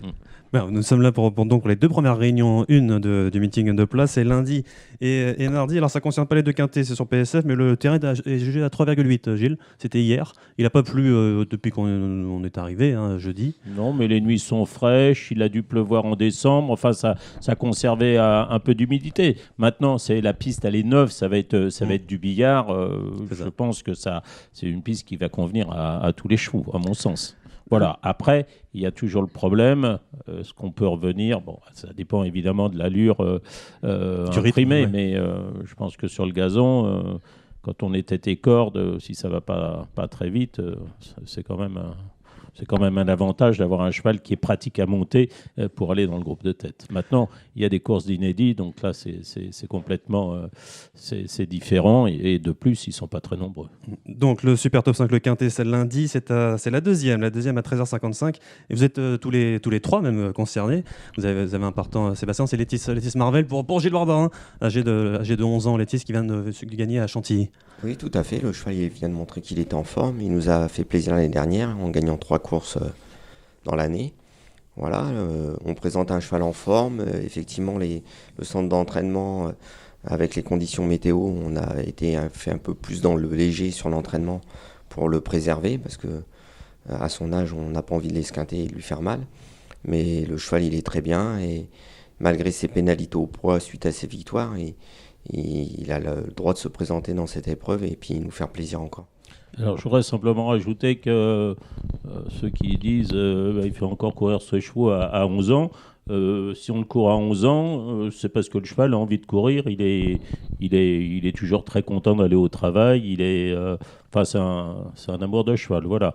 Et donc, dès qu'il le fera voir qu'il est moins compétitif ou qu'il a plus envie, évidemment, il a sa retraite qui est assurée, oui. Donc c'est le numéro 16, Létis Marvel, avec la corde 7. Comment tu juges tes chances, Gilles ? Au papier, c'est pas facile. C'est pas facile parce que là, il passe d'une 3e épreuve à la première épreuve. Bon, il y a quand même des vrais chevaux de course là-dedans, dans le haut du tableau. Hein. Mais pourquoi pas ? Il a un numéro qui est très correct dans les stalles de départ. Il est entouré de chevaux qui avancent. Donc, je ne sais pas encore comment il va être monté, mais sans doute derrière les leaders. Et puis, il fera ce qu'il pourra. Mais pourquoi pas, mais c'est pas facile. Mathieu, vous avez le numéro 10, Zacapo, et j'allais dire le régulier Zacapo, parce que lorsqu'on regarde sa musique, il est assez régulier. Corde 16, par contre. Ouais, c'est un peu le bémol. Le cheval vient de courir très proprement à Deauville. On peut considérer qu'il fait une légère sous-valeur. On pouvait penser qu'il allait lutter pour la victoire dans cette course-là. Il y avait des chevaux qui avaient des profils difficilement estimables, parce que les deux premiers sont les chevaux qui venaient d'Allemagne. Mais il a quand même tiré, il n'y a pas eu trop de train dans la course. Le cheval a beaucoup tiré en première partie de parcours. Voilà, je pense que la performance ne reflète pas tout à fait sa valeur, même s'il court très bien. Et je pense qu'il devrait courir un peu mieux demain. Il n'aura pas ce problème en tout cas de rythme de course. Il a très bien récupéré, il est en bel état. Donc je pense que le cheval va bien courir. Après, le numéro 16 peut nous compliquer la tâche, voire nous mettre hors jeu si ça se passe mal. Avec ce corps de 16, il va essayer d'aller devant. Comment aborder ce numéro ? Je vais faire confiance à son jockey, il le connaît bien, il connaît son cheval. Je vais lui laisser quand même une grosse marge d'adaptation à la façon dont il sent son cheval en partant et à l'adaptation au rythme de course. Alors, ce qu'on peut préciser, c'est que le départ des 1600 mètres a lieu au début de la ligne d'en face, donc il y a quand même une portion de ligne droite assez importante, il n'y a qu'un virage, et c'est peut-être moins pénalisant que sur un 2000 mètres par exemple. Peut-être. Ouais, ça atténue peut-être un peu, mais malgré tout, quand on se retrouve piégé, si on ne peut pas rentrer, c'est sûr. Ou qu'on a fait un trop gros effort pour aller chercher sa place, ça a vite fait d'annuler toutes les chances, quand bien même on est on a une bonne chance de faire l'arrivée avant le coup. Alors après, dans cette course-là, il n'y a pas énormément de chevaux pour aller devant. Il y a peut-être le cheval de M. Pantal, là, c'est au Westminster Night, qui peut parfois aller devant. Mais autrement, Olympic Message, il attend. Go-Away, il est capable de tout. Rossi Panfol, il va attendre. Bayamoun, il va sans doute un peu attendre. Salala. Il y a Souvenir des Cajoles qui aime bien aller devant. Oui, qui peut aller devant. Bon, comme dans la presse, il a émis des doutes quant à sa condition. Peut-être pas sûr. Nobleman ne va pas aller très loin, mais je ne suis pas sûr qu'il y ait énormément de trains. Donc peut-être que si Zakapo part bien ou quoi, il est raccourci quelque peu là. Ouais, mais il a couru 1600 mètres déjà dans un quintet à Chantilly, je crois, de mémoire. Et il s'est bien comporté aussi, il est 5e tout près. Donc je pense qu'entre 1600 et 2000 mètres, il est assez performant. Le fait que vous me disiez qu'il ne va pas forcément y avoir beaucoup de trains de chevaux pour aller devant, c'est plutôt rassurant. Non, mais c'est vrai que c'est plutôt rassurant pour qu'il puisse prendre sa place en partant dans de bonnes conditions. Donc, voilà. Néanmoins, les prédictions et ce qui se passe dans la tête des jockeys. Non, mais ça, c'est sûr. Voir dans celle des chevaux. Des fois, on dit il y en a 2 ou 3 pour aller devant et ça va pas vite. Parfois, tu dis, bon, il n'y a personne et puis voilà, ça va un brise. C'est un peu ce qui fait le charme des courses aussi. Oui, non, mais c'est bien de pouvoir anticiper. Je veux dire, c'est pas. Quand on fait le papier, il faut tenir compte de tout, de toutes ces considérations-là. Je pense que c'est un des aspects qui est assez intéressant là, dans l'offre de jeu qu'on a et dans le sport qu'on pratique, c'est que pour le parieur, celui qui joue en tout cas de manière intéressée et passionnée, c'est d'essayer d'imaginer le déroulement de course, comment peuvent se comporter les chevaux sur lesquels il va porter son attention et essayer de déchiffrer un peu le déroulement de course pour pouvoir évaluer les chances des chevaux. Donc c'est un jeu qui est quand même assez passionnant et je pense qu'il faut qu'on joue là-dessus. Bien sûr. On a beaucoup d'atouts. Et tu parlais justement de Hong Kong du Japon. Moi qui commande tous les dimanches matins, comme ce matin, 8 courses de Hong Kong depuis 7h du matin, à chaque course, il y a un journaliste qui établit une speed map, c'est-à-dire qu'il positionne sur un croquis, sur un schéma, toutes les positions que peuvent avoir les chevaux dans la course, voilà, en disant c'est un tel qui va se retrouver devant, celui-là il va se retrouver derrière en fonction de la place à la corde. Enfin voilà, c'est quelque chose qui est porté à la connaissance des turfistes déjà. Bon, et en faisant le papier, Gilles, quelles sont les priorités pour ce Super Top 5 le Quintet? Ben moi j'aime bien Bayamoun, qui est un nouveau pensionnaire, c'est le 5, de Jérôme Régnier. Voilà. Bon, il a été pénalisé de 3 kilos pour sa victoire dans la course à condition, mais ça ne me dérange pas trop. S'il y a du rythme, j'aime beaucoup aussi le 2 Olympic Message. Je pense qu'à Marseille, ils ont pu travailler aussi de très bonne façon. Nicolas Perret a dû préparer ce meeting, comme beaucoup d'autres de ses confrères. Je voyais une vraie bonne chance. Et puis, je voyais une très bonne chance au papier au 12, Souvenir des Cajoles. Maintenant, quand j'ai lu les déclarations, alors j'aime pas trop, moi, écouter, je préfère faire mon idée, mais parfois, on se laisse un peu influencer par les dires des entraîneurs. Donc, il dit qu'il n'est peut-être pas à 100%, donc ça m'embête un peu, mais au papier, je vois une vraie bonne chance, le 12, Souvenir des Cajoles. Voilà. Bon, c'était mes 3 priorités, je dirais dans l'ordre du programme de 5 et 12. Oui. Après, derrière, d'autres chevaux, tu as déjà mentionné Westminster Night, le numéro 1, qui est un... il est... Oui, âgé de 7 ans, ça m'avait surpris. Il est capable du meilleur comme du pire. Après, il y a un concurrent, je ne maîtrise pas du tout, c'est le 2e pensionnaire de Jérôme Régnier. Je ne sais pas du tout ce qu'il vaut, celui-là, hein, le 9 du Bala. Il vient de gagner 2 fois, il n'a rien battu, mais il s'est promené 2 fois. Alors moi, ça ne me dérange pas, 4 ans contre les vieux. Au contraire, je trouve que les 4 ans, ils ont peut-être un moral que n'ont plus les vieux. Donc ça, quand j'entends des gens dire ah ben non, il affronte les vieux. Non, moi je ne crois pas que ça soit un désavantage. Au contraire, d'ailleurs, on peut prendre les courses intergénérations qui ont eu lieu ces dernières semaines et on peut s'apercevoir que les jeunes ont bien performé par rapport aux vieux. D'autres concurrents qu'on n'a pas mentionnés, il y a Rossi Panfal, le 4, qui vient de faire une bonne... il était ancien très bon 6e. cheval, oui. 6e à... Lui aussi, c'était à Deauville. Il a le 15, il est à côté de... Oui, corps de 15. Ouais. Je ne sais pas ce que va faire l'entourage, son jockey. Déjà, la sortie des stalles, ça, déjà, si le cheval, en fonction de la façon dont il sort, c'est toujours Il y a l'autre, une donnée à prendre en compte. l'autre Nicolas Cory, c'est le 8 Fou Furieux qui avait gagné son handicap en 37,5 l'année dernière à Cagnes. Je Il ne y a- maîtrise pas. Je sais jamais comment le juger. Ouais. Caceres va être monté j'imagine, à l'arrière et Cazares, finir il a comme à acheté son 48 habitude. 000 lors de la vente de chevaux à l'entraînement. Il effectue là une rentrée. Même s'il a bien couru PSF, moi je le préfère un peu gazon. Donc il y aura d'autres événements sur 1500 mètres de gazon tout au long du meeting.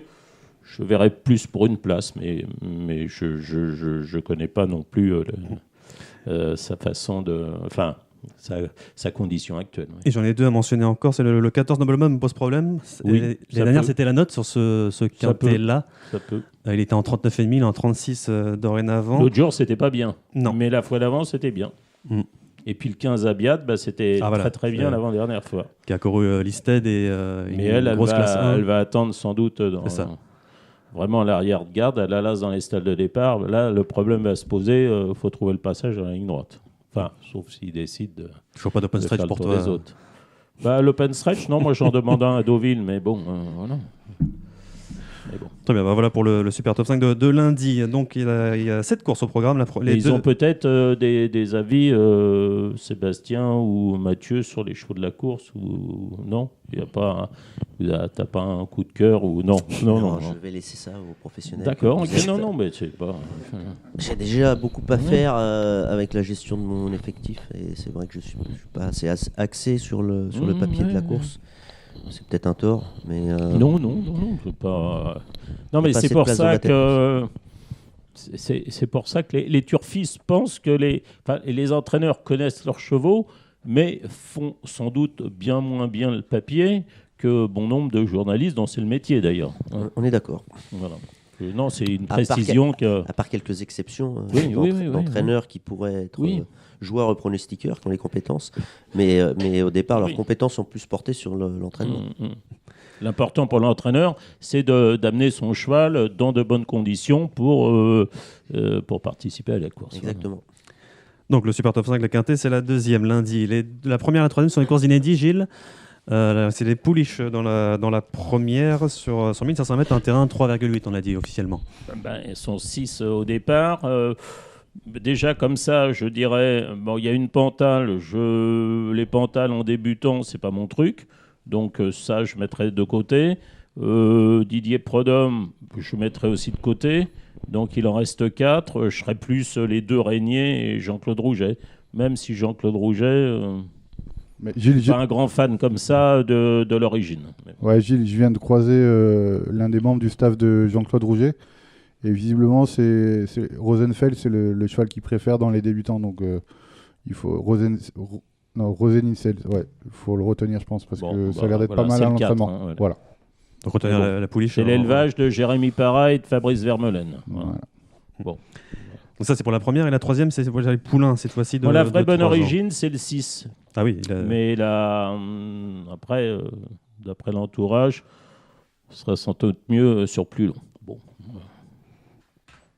D'accord, c'est tout pour... je dirais le 3. Donc, moi. Très bien. Le 3 pour Jérôme Régnier. La quatrième, c'est une classe 2 sur Non, 1500. c'est la 3e. Ah oui. Oui, maintenant la quatrième. Non, en fait, il revenait sur la première. On a parlé de Il revenait de la première, en On n'a fait. pas parlé de la 3e encore. Ah si, justement, Jérôme Régnier, le 3, tu vas nous... Non. Ah non, j'ai parlé de la première, le 3 de la Ah, première. d'accord. Il a aussi le 3 dans les mâles, justement, Jérôme Régnier. On va faire le coup de 2, non? Ah bah, voilà. Écoute. Très bien. Rien d'autre à dire pour les poulains? Non, après, là, c'est pareil. Hein. Là, on est dans l'inconnu. Hein. Très bien. La quatrième, c'est Ouais, pas... moi, c'est je pas- vous invite à regarder déjà le physique au rond de présentation. Donc, c'est pour ça que j'invite tous les turfistes, quand ils peuvent aller sur un hippodrome, de venir voir les chevaux, parce que quand même, le cheval, c'est un bel animal. Et on voit du pic et du carreau, hein, souvent. Donc, Bon, la quatrième, nous les connaissons. C'est les 3 ans, une classe 2. Le favori de la France, ça sera sans doute le numéro 2, Kenzel. Gilles, est-ce que c'est le tien?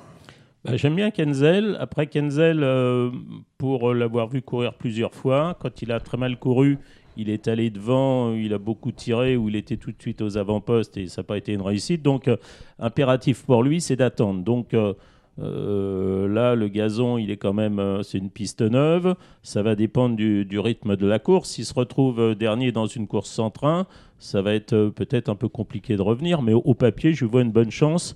Je pense que les pensionnaires de Christophe Ferland vont être prêts d'emblée. Hein, c'est pas un problème chez lui. Et voilà. Après, il y a des points d'interrogation. Le 4 Afendi, Jean-Claude Rouget, il a gagné à Tarbes, il s'est promené, mais il n'a rien battu. Et ça fait partie, moi, j'aime pas les chevaux qui ont couru une seule fois. Le fameux 1P. Voilà, donc j'aimais des doutes. Et puis après, il y a la ligne de Siciliano qui a beaucoup de métiers. Numéro 1. L'As, voilà. Et le 3 Testerune. Après, l'As, il a eu une saison chargée de 2 ans. Il n'a pas couru depuis un petit moment. Peut-être qu'il a soufflé. Enfin, je ne sais pas dans quelles conditions il va se trouver pour cette petite rentrée. Voilà, mais disons que si j'avais à choisir, je dirais le 2, et puis derrière, As 3-4. Ouais. Tu as deux règles, on rappelait. Il y a le 1P, donc c'est une course, une victoire. Oui, Il y a aussi la règle des poulains contre les pouliches, cette période de l'année. Moi, je suis plus poulain que pouliche. Chaque année, on en revient à cette... Oui, quand on est au printemps, je raye toujours les pouliches face aux poulains, ça c'est sûr. Ouais. La cinquième, c'est une classe 9, mais pour des 4 ans, cette fois-ci sur 2150 mètres. Encore une fois, Vertemer, Christophe Ferland, Enzo Corlo sera sans doute favori. Croquis, le numéro 2.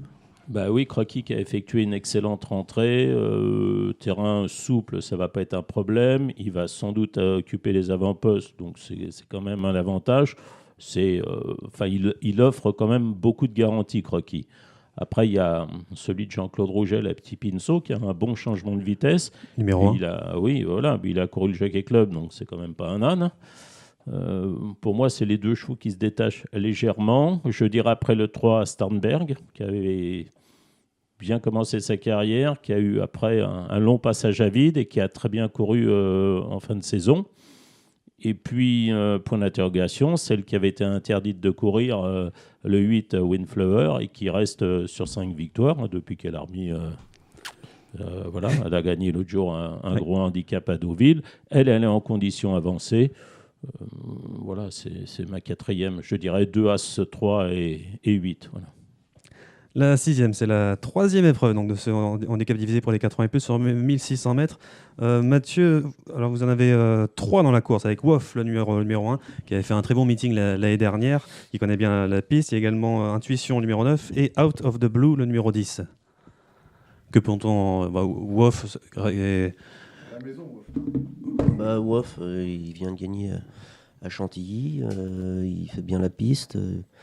Il est en bel état. Voilà. Il a l'accord de 2. J'espère que c'est pas un faux favori. C'est pas un favori Canada Dry. Et il peut être monté un peu. Il peut adopter toutes les tactiques. J'ai déjà vu aller tout de suite dans le groupe de tête ou attendre en fonction. Ouais, il est assez malléable. Je dis, apparemment, les conditions sont réunies pour qu'il ait une bonne chance. J'espère qu'il n'y aura pas de contretemps. Que pensez d'Intuition, numéro 9 ? Intuition, elle est plutôt sur la montante. C'est une jument qui était longtemps décevante.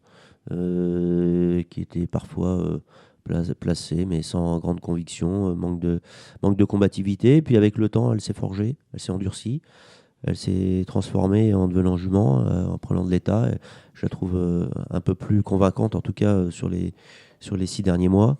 Une nette progression cet hiver. Elle a une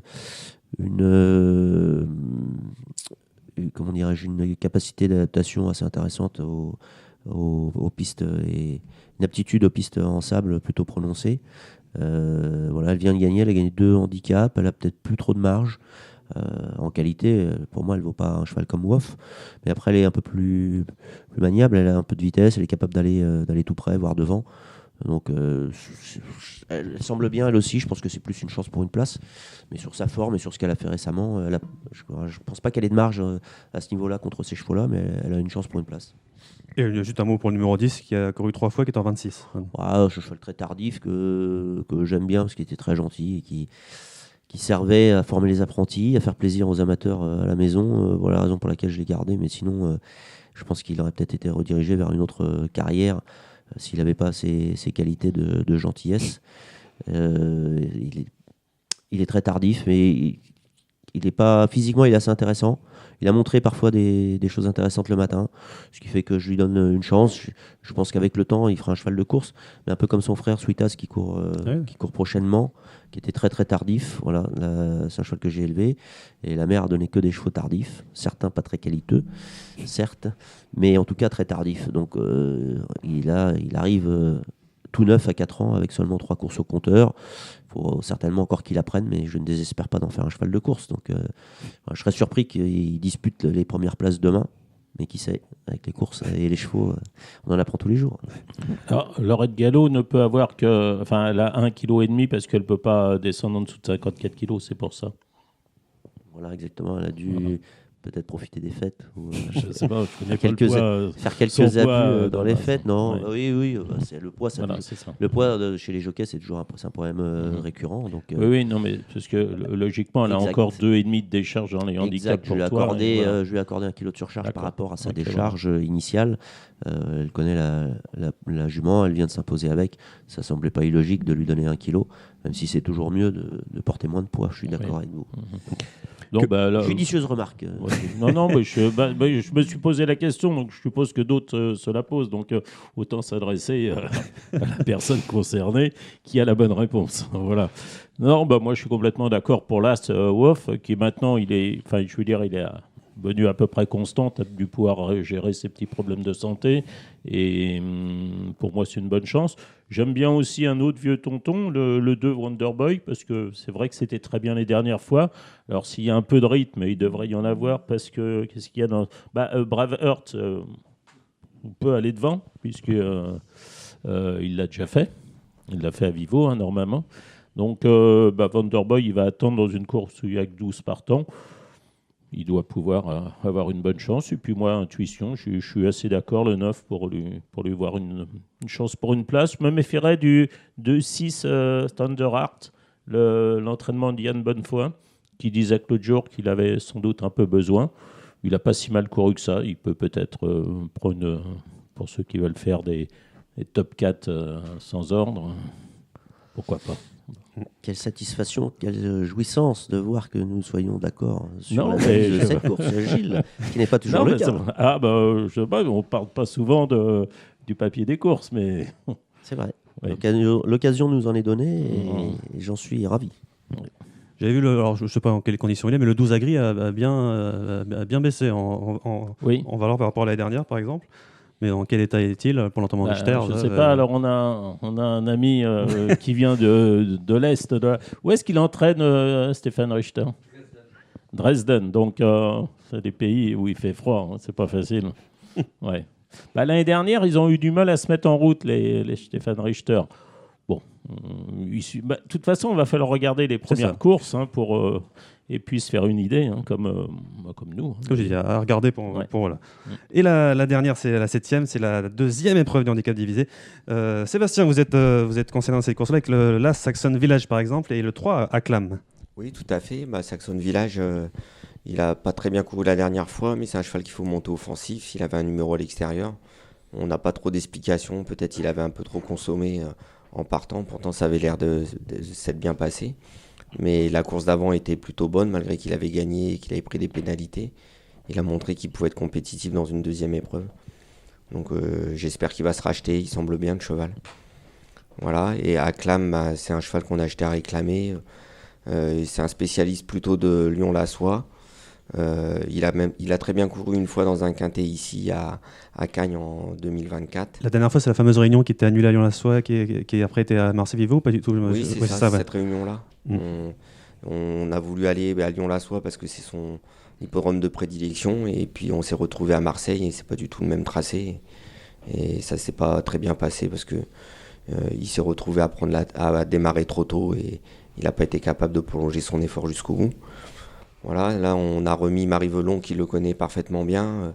Il a déjà montré il y a plusieurs années, mais qu'il était capable de s'adapter à cette piste-là. Donc on va voir s'il est capable de se racheter. En tout cas, à reprendre, on espère pour Christopher, qui est à côté. Mathieu, vous avez Marlot, le numéro 5. Marlot, il est assez étonnant tout au long de l'année. Surtout la deuxième partie de l'année, là, il a fini en fanfare.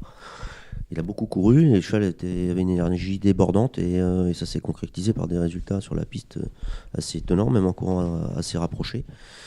Il a assez bien fait ici l'année dernière, je trouve qu'il s'adapte bien. Maintenant, je pense qu'il n'a plus beaucoup de marge au poids, il est arrivé à une situation qui est un peu limite.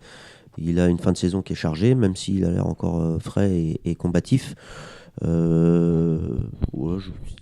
on ne peut pas le rayer parce qu'il est tellement courageux ce cheval-là, il a été tellement étonnant qu'on est obligé de lui accorder un peu de crédit, mais je ne vois pas une première chance avant le coup en espérant me tromper, bien sûr. Voilà, je pense qu'il a plus forcément beaucoup de marge à ce niveau-là avec la fin de saison qu'il a réalisée. Ouais, l'année dernière, il a couru et plutôt bien couru à Cagnes-sur-Mer, notamment sur la PSF. Il était en 28 de valeur. Là, il est en 30,5. Donc, après sa dernière course, il a un peu décompressé enfin, il a parcouru parce qu'il avait une année un peu chargée et tu as dit je vais le ramener à Cagnes, donc je vais le laisser un peu souffler. Ouais, il a enchaîné les courses. En plus, il a couru que sur le gazon. Il fallait passer directement sur la PSF, des PSF d'hiver avec des chevaux qui étaient un peu plus neufs que lui, en tout cas plus frais. Je pense que c'était pas le moment de continuer et de lui demander des efforts supplémentaires. Donc, il a eu un petit break. Et j'espère que ça aura suffi à lui donner un peu de fraîcheur sans lui enlever complètement sa condition physique. C'est toujours difficile quand on n'est pas confronté à un effort. Voilà, le cheval a tellement couru qu'il ne va pas refaire des courses le matin pour voir s'il est capable de confirmer l'après-midi. Mais d'un point de vue général, il semble frais, physiquement plutôt bien dessiné. Donc je pense qu'il est capable de courir à son niveau. Mais comme on vient de le dire, l'analyse de sa valeur montre qu'il ne semble pas avoir une marge extraordinaire. Après, tout ça, c'est à prendre avec précaution, avec les chevaux. Voilà. Non, mais il y a des chevaux qui sont capables d'enchaîner, de progresser avec le temps, de s'endurcir, d'apprendre à mieux courir. C'est peut-être aussi son cas. Voilà. Que vois-tu, Gilles, dans cette dernière ? C'était une course où il devrait y avoir un peu de rythme quand même, parce que Saxon Village, il aime bien aller aux avant-postes. Il y a Éternel, qui n'a pas l'habitude de dormir dans un parcours. Le Paris du Bas, je crois non, celui-là, il va aussi à Wattel Shop. Il roule. Celui-là, il peut avoir une chance. Je ne sais pas dans quel... je ne sais pas s'il est mieux PSF ou mieux gazon. J'ai un peu de mal avec certains. Je les confonds un peu, les Paris. Mais il peut... Hein.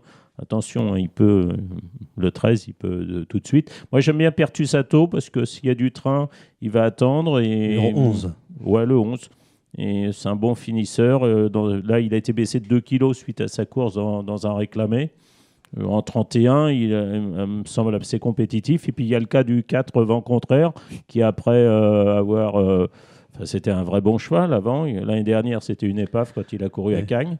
Là, sa dernière course, elle est quand même assez bonne.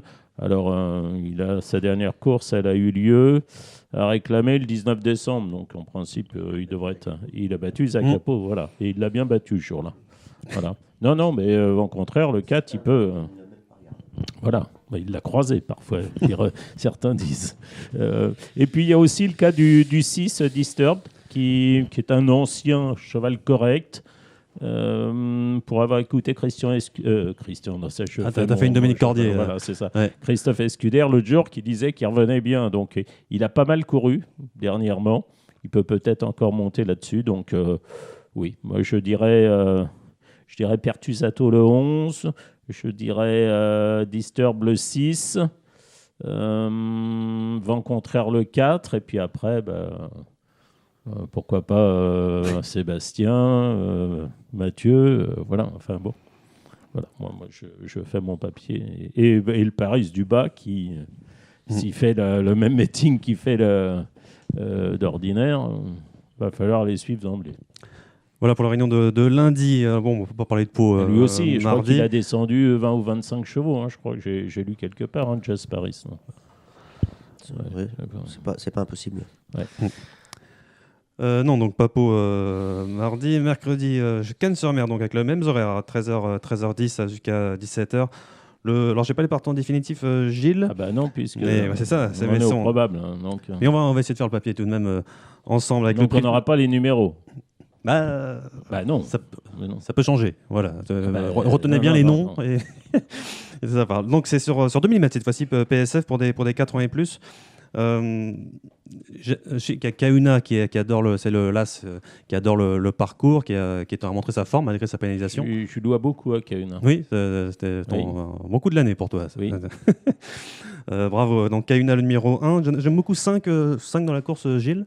Avec Kahuna, donc le numéro 1. Il y a également. Il n'y a pas de numéro pour l'instant. Enfin, Oui. Kahuna, s'il court, ça va être le 1, ça c'est sûr. Donc là, je ne peux pas me tromper normalement. Non, c'est ça, c'est sûr. Central Park West qui a montré sa forme, qui vient de rester sur une victoire.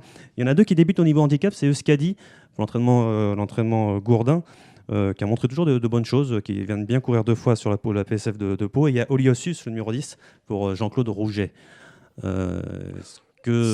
Oui. Bah, moi, j'aime bien Kahuna parce que déjà, je trouve qu'il a, en dépit de la pénalisation, il a formidablement bien couru l'autre jour. Oui. Alors lui aussi, c'est un vieux de la vieille, hein. Il a 9 ans, Kahuna, mais il est toujours compétitif. Donc, moi, je vais lui faire confiance. Après, évidemment, on n'a pas les places à la corde. Après, il y a un cheval comme Botticelli qui n'a pas arrêté de progresser et qui est formidable. J'avais vu quoi? Oui, Central Park West qui vient de gagner une course à condition, mais il était tellement bien placé dans cette course à condition, il n'a pas pris une livre, ça c'est logique. Euskadi, j'ai rien contre. Ailosus, le Rouget, oui, je demande à voir, mais pourquoi pas. Voilà. Oui, je suis complètement d'accord. C'est tous les chevaux que j'avais marqués. Et puis il y a une jument qui est tout à fait formidable aussi, qui répète ses courses, qui aime bien la PSF, qui aime bien Cagnes, c'est Melbourne. Oui, Melbourne qui a fait un très bon meeting l'année dernière justement. Voilà. J'ai du mal avec Watchim. Je ne sais pas où il en est, s'il a un coup dans l'aile ou pas, j'en sais rien. Exactement. Des chevaux comme Amakan Glory, pour moi, il faut attendre de terrain lourd tout de moi, même. je la préfère Gazon. Elle a un peu rebaissé sur l'échelle des valeurs, mais un peu le même profil que là, si vous cherchez quelqu'un pour aller devant, il y a American Glory dans cette course. Oui. Il y a le même profil, c'est un peu grand balcon, j'attendrai peut-être les terrains. Oui, je sais pas trop où il en est, grand balcon. Et quoi penser de I'm a Believer également pour l'entraînement de Christophe Escuder maintenant? Ça, c'est l'ancien Chappet. Je ne vais pas avoir beaucoup de marge. Mais pourquoi pas? Voilà pour le quintet de mercredi. Retenez bien le super top 5, le partenaire Genibet. Retenez bien les noms, que nous n'avons pas les partants définitifs, mais voilà un peu nos préférences. La première, Gilles, c'est un Méden pour des 3 ans, des poulains et ongles. Ça m'a pas l'air d'être le lot de l'année. Est-ce que qu'est-ce que j'avais vu? J'ai mon voisin de droite qui a 2 probables là-dedans, mais qui paraissent pas avoir, à mon sens, des premières chances. Encore une fois, nous sommes d'accord. Donc, je vais les citer, c'est Amico Pietro et Saint-Lunaire. Quel est ta... Nouveau pensionnaire, non? Saint-Lunaire, pas longtemps. Pas longtemps, il a pas souvent couru. Ouais, il a couru 2 fois pour l'entraînement. La deuxième fois qu'il a couru, il s'est fait mal et ça a nécessité une période de convalescence. Donc il va faire une rentrée et il est possible qu'il ait besoin de courir. Voilà, jeune cheval qui s'est un peu défait. Il va falloir qu'il court pour se mettre dans le bain. Quelle est ta préférence, Gilles, comme ça au probable? Non, je n'ai pas vraiment de préférence là-dedans. D'accord. Bon, moi, j'avais vu le numéro 6, Ferdinand Rouleur, pour Gianluca Bettolini. Avec Alexander Maximus, ça a changé d'entraînement. C'est le numéro 10 pour le moment, mais c'est des chevaux qui me... Le Pantal, Jessica Sun, je ne sais pas trop quoi en penser. La troisième. La troisième, si la Pantal fait ce qu'elle a fait en débutant, ça va aller. Flash Girl. En plus, c'est bravo, ils l'ont vendu à Monsieur Jatière. À 50%. Oui. Encore une fois, il faut remercier 50%. Oui. Faut remercier Monsieur Jatière qui permet de garder les chevaux à l'entraînement chez l'ancien. Enfin, je me comprends, je ne sais pas si je m'exprime bien, mais voilà, il achète la moitié des chevaux qui restent chez l'entraîneur et ça permet à tout le monde de vivre et de bien vivre. Donc, Flash Girl, sur ce qu'elle a fait en débutant à Deauville, il va falloir, si elle est bien, hein, après, elle n'a pas couru depuis le mois d'octobre. Moi, je ne sais pas comment sont les chevaux de Monsieur Pantal, mais elle a été supplémentée. Bon, je ne sais pas pourquoi, peut-être que c'est un oubli, peut-être qu'elle a bien travaillé, j'en sais rien. En tout cas, elle est supplémentée et au papier, sur ce qu'elle a fait en débutant, c'est une première chance. Mathieu, je vois qu'il y a Lincoln qui est... Ouais, bah, c'est une pouliche qui est plus confirmée dans les réclamés. Maintenant, elle est endurcie. On sait que les médènes de Cagnes-sur-Mer, il y a des chevaux qui manquent d'expérience. C'est pas forcément des médènes très relevés, qui sont souvent d'un moins bon niveau qu'à Paris. Et parfois des chevaux de réclamés qui sont endurcis et qui ont déjà plus qu'un embryon d'expérience et un minimum de qualité, peuvent se retrouver compétitifs dans ces courses-là qui paraissent au départ ne pas forcément leur être destinées. Et juste, il y avait Bon, après, il y a aussi, dans cette épreuve, il y a celle de Jean-Claude Rouget qui avait débuté dans un bon lot à Deauville au mois d'août. C'est ça ? Sélénite, oui. Sélénite, oui, bon, qui a été monté à l'arrière-garde, qu'on a passé 3, mais bon, c'était pas concluant. Enfin, s'il l'a débuté à Deauville au mois d'août, c'est qu'il l'aime un peu. Enfin, je ne sais pas s'il l'aime toujours, mais voilà. Et puis il y a les deux de Jérôme Régnier, également en Ney, qui a débuté correctement. Et puis l'autre, Kirana El Het, je crois qu'elle avait débuté, elle n'a pas débuté en Italie. Attends, Elle je est vais Black vérifier. Tape, oui, placée Ouais, 17 en c'est ça. Italie. Mais enfin, et qui, après, la course en France, elle est moyenne. Hein. C'est ça. Mais bon, c'était au niveau listed, donc faut relativiser, il faut comparer. Et il y a aussi Sénatrice qui était favorite à Vichy, qui n'a pas couru depuis, mais qui est aussi assez bien née. Donc voilà. Enfin, à voir aussi au rond de présentation comment sont tous ces chevaux-là. Ouais. La quatrième, c'est une classe 2 sur 2150 mètres sur le gazon pour les 5 ans et plus.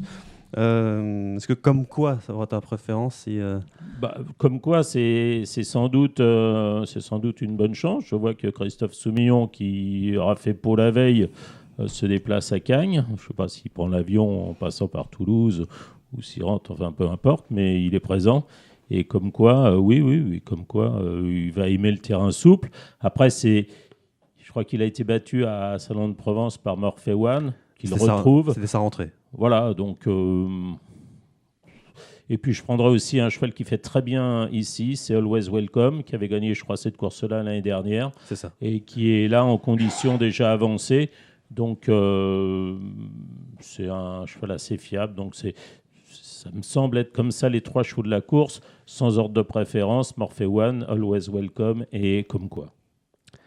La cinquième, c'est un handicap divisé sur 1300 mètres pour des 4 ans et plus. Alors, bon, on n'a pas encore les... Non, mais mon voisin de droite est concerné, puisque alors il a le central, bien sûr, qui est peut-être plus confirmé Gazon. Et plus confirmé Gazon est en ligne droite. Après, c'est un cheval dont on connaît la qualité. Il a fait une carrière extraordinaire.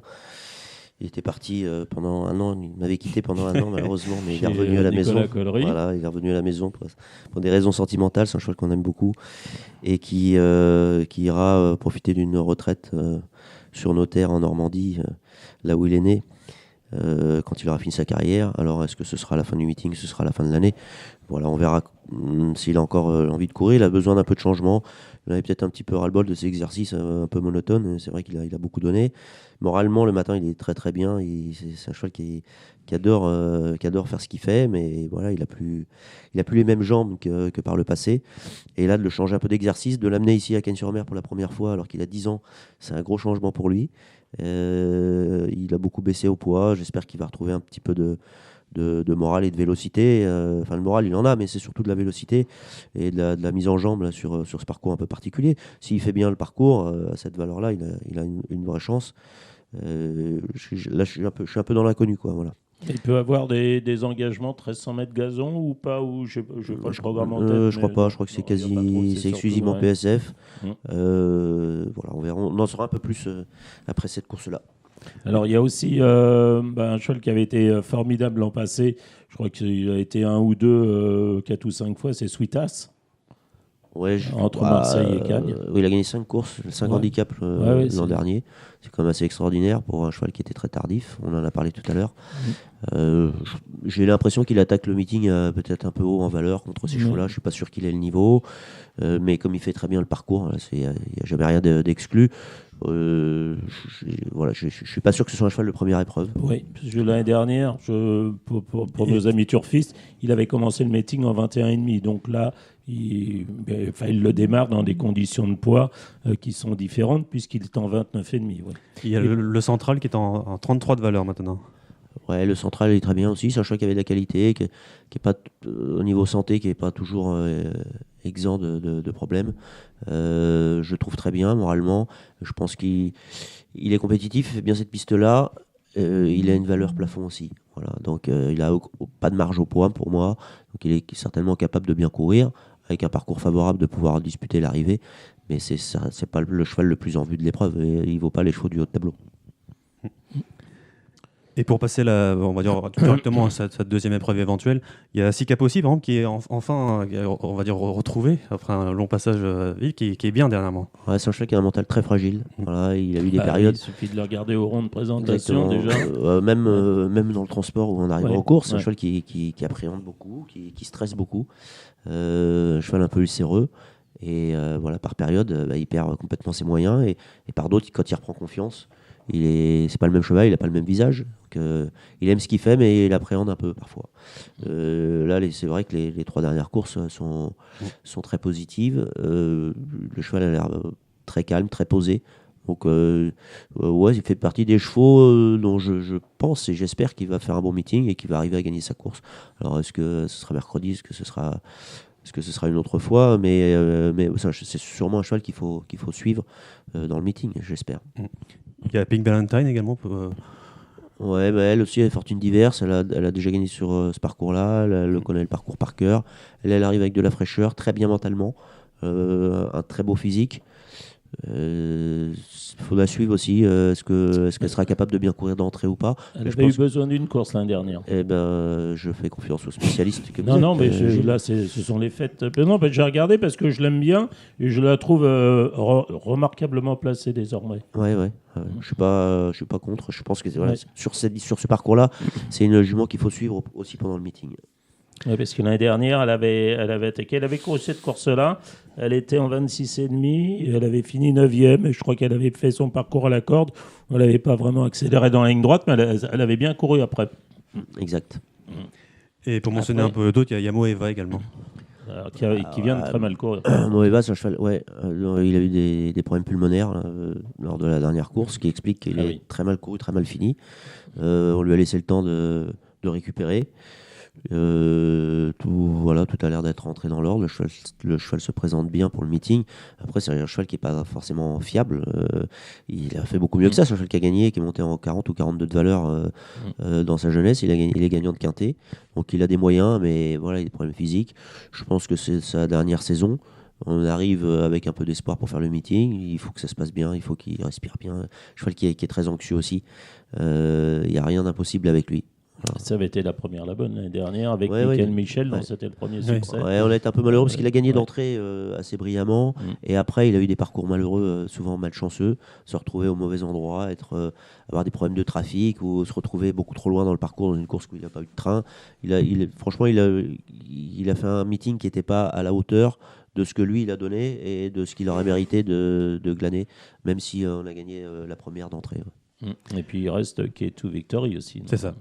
K2 Victory qui a une 4 ans, qui vient de prendre 4 ans, qui n'a encore jamais couru contre ses aînés et qui n'est pas idéalement placée au poids, mais elle est en forme, elle vient de gagner. Alors elle découvre le parcours, elle découvre la compétition avec ses aînés.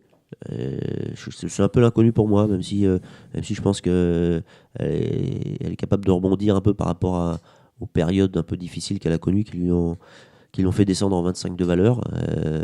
Voilà, j'espère que sa dernière victoire est annonciatrice d'un rebond et d'un regain de forme durable. Enfin, 4 pensionnaires pour espérer battre Jean-Paul Delaporte dans cette épreuve, c'est un drôle de challenge, tout ça. Non. Alors, il n'y a pas que mon ami Jean-Paul Delaporte. Il y en a d'autres aussi qui s'alignent au départ avec des ambitions. Donc, mais bon, je faisais un petit clin d'œil parce que... Bon, je suis souvent réservé. Je peux être optimiste, mais souvent réservé. Mais je le répète, ce qui fait aussi le charme des courses, c'est qu'il n'y a jamais rien de... c'est qu'on est en principe tous là pour vouloir gagner. Et il y a beaucoup de chevaux qui ont leur mot à dire, leur chance à défendre. Et c'est jamais facile de gagner une course, quand bien même on pense avoir tous les atouts en main. Donc ça, c'est pour le handicap divisé sur 1300 mètres. On retourne sur la éventuelle deuxième épreuve du Quintet. Sébastien, est-ce que Don Nicolaos est situé de participer à cette deuxième épreuve? Non, Don Nicolaos ne va pas courir cette épreuve parce qu'il est mal placé et il a un meilleur engagement de 17. Il vient de gagner, c'est un cheval qu'il faut suivre. Je pense que c'était un cheval. Il est déjà forfait. Ah, bah, C'était j'ai pas le compte professionnel, Gilles, désolé. C'était un cheval en Grèce qui était compétitif. On a eu du mal à trouver sa distance, son terrain ici en France. Mais là, ils sont sur une bonne voie avec ses secondes places et sa victoire à Deauville. Donc le 17 à suivre pour le 17. Alors, Exactement. très bien. Mathieu, Charles Quint vient de faire une très très bonne rentrée. C'était la même course que Zakapo, non, si je ne me trompe pas. Oui. Ouais, exact. Ouais. Il est 4e dans la course réclamée dans laquelle le Zakapo a pris la 3e place. Il court très bien. Voilà, je étais un petit peu à court de compétition. On n'a pas pu. J'ai pas pu le travailler trop fort, même si je le dis, il y a eu de gros efforts de fait pour nous donner les moyens de travailler à Gentilly. C'était quand même des conditions climatiques particulières. C'est un cheval qui est très, très imposant, qui a eu des soucis de jambes, qui a eu des tendinites à répétition. Donc c'est une préparation qui a été adaptée. Et ouais, j'étais très content de le voir courir comme ça. Il arrive ici avec un petit peu plus de préparation que je l'espérais grâce à cette course-là. Cagne, il a fait un très bon meeting l'année dernière. Je pense qu'il aura le droit de se défendre aussi. Voilà. Il n'y a rien d'impossible avec lui. Il fait partie des chevaux qui vont avoir une chance dans cette deuxième épreuve, je pense. C'est la deuxième course après absence, enfin pas une grosse absence, mais il n'avait pas couru depuis le mois de septembre. Et là, il court à 4 jours, non, 4 jours, oui. D'habitude, c'est moi qui émet toujours des contre non, mais moi, c'est des contre-options et qui contrebalance mon optimisme avec un certain pessimisme ou des raisons de pouvoir justifier une défaite. Bon, là, c'est vous, j'accepte. Non, mais moi, ça me fait toujours un peu peur. Après, ça dépend dans quelles conditions. Des fois, il y a des chevaux qui courent bien sans être, sur la fraîcheur, sans avoir énormément de travail et qui prennent la bonne rentrée dans la tête. Voilà. Après, il y a des gens les chevaux qui arrivent très près pour leur rentrée, et je crois moins à la fameuse deuxième course. Mais bon, après, c'est un avis de turfiste. Hein, voilà, nous qui avons souvent des débats intéressants et avec des points de vue opposés, je dois admettre que je suis un peu désolé. Ce soir, je suis à chaque fois d'accord. Gilles, que vois-tu dans cette éventuelle deuxième épreuve? Je t'ai pas demandé pour le. Je n'ai pas vraiment fait le papier, mais je vais. Faut que je me penche sur le cas de Alan Marshall. Si vous allez au rond de présentation, on va vous tirer l'argent de la poche, c'est celui-là. Mais l'année dernière, c'est l'Espagnol qui avait... c'est ça, ouais, c'est Osorio. Ouais, c'est ça. Bon, il vient de faire... il n'avait pas couru depuis 8 mois. Il vient de faire une rentrée à Pau. Faut que j'avoue que j'ai pas encore. Je vais faire ça à 5h du matin. Non, il y a Memphis Tennessee qui a bien baissé en valeur avec des excuses. Donc Avoc également qui va tomber dans cette deuxième Avoc, moi deuxième je parle épreuve. pas de Avoc. Angry Heart qui a changé d'entraînement. Les chevaux de Monsieur Labatte, sans doute, doivent être prêts. Hein. C'est des meetings qui sont préparés. Puis il y avait Denia qui avait très bien couru l'année dernière. Je crois qu'elle avait parti de CP à l'arrivée d'un Z5, non d'un top 5, pardon. Peut-être, oui. Et j'ai complètement oublié, je t'ai pas demandé pour le handicap divisé, 2300 mètres. Ah bah alors... ah oui, j'ai demandé à nos invités, mais j'ai oublié de demander ce que toi tu vois. Je vois. Kismangbo fait une rentrée le 5, maintenant chez Philippe Decou, les rentrées... voilà. Après, si Cédric Boutin avait été présent, j'aurais demandé si Scarface avait bien récupéré. Et Scarface, il a une vraie chance. Il y a Ivory Spring l'année dernière, il avait été formidable tout au long du meeting. Il était en 40. Il adore le parcours, celui-là. Il adore le parcours. Après, il faut savoir dans quelle forme il est. Saskatoon vient de gagner, je crois que c'est à Deauville. Seven Day a fait une rentrée qui a bien baissé. Pas terrible le jour, oui. Bon, il est rentré à l'arrière. Oui, bon. Il a bien baissé. Après, je sais pas.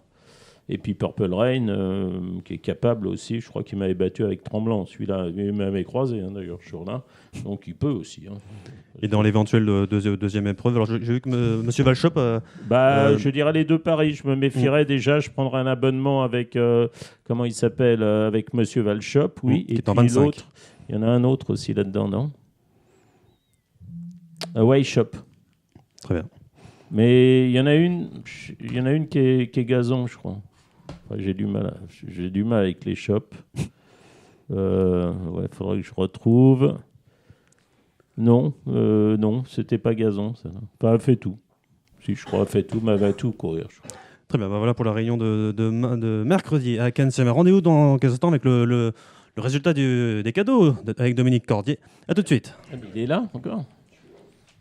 Avec genibet.fr, vous aurez toutes les infos pour faire votre papier, vous pourrez profiter des meilleurs rapports en jeu simple et surtout, vous ferez la différence avec le Super Top 5, le meilleur des paris sur la course événement. Alors, enfin, le tirage au sort de notre jeu de Noël, jeu que nous avons lancé. C'était juste avant Noël, hein, Samy ? Je crois, c'était vers le 19, c'était l'émission du vendredi 19 décembre. Alors, on ne faisait pas comme d'habitude où on posait une question, il fallait y répondre le plus vite possible par rapport à un numéro de téléphone. Là, on s'est dit, vous vous inscrivez sur l'un de nos réseaux sociaux et vous allez vous inscrire sur Genibet. On a eu des messages d'insultes, on va le dire comme ça. Des gens, voilà, ceci, cela. Et puis pour gagner un porte-clés, parce que j'avais dit quel porte-clés à gagner. Alors, j'ai une bonne nouvelle, Samy, tout le monde aura son porte-clés. Ah, c'est bien, chacun c'est pas de déçu. Ensuite, la dotation, le premier prix, c'est assez simple, c'est un week-end chez Christopher Dousseau. Dans quelques minutes, Christopher, on saura qui tu accueilleras à la date que ces gens choisiront. Ensuite, nous avons en deuxième prix 2 repas d'une valeur de 100 € au Cardinal. Brasserie, voilà, donc. Brasserie.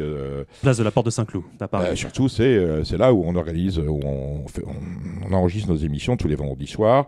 Nous avons 10 montres. Et de belles montres. Ah oui, très, très, très, très belles montres. Et ensuite, on aura 8 bons d'une valeur de 20 € chez Genibet. Et bien sûr, un porte-clés. Tant pis pour ceux qui ont hésité à s'inscrire parce que ceci, parce que cela. Si c'est trop compliqué, vous ne le faites pas. À l'impossible, nul n'est tenu. Alors, on a dans ma liste, là, sous les yeux, j'ai 20 participants.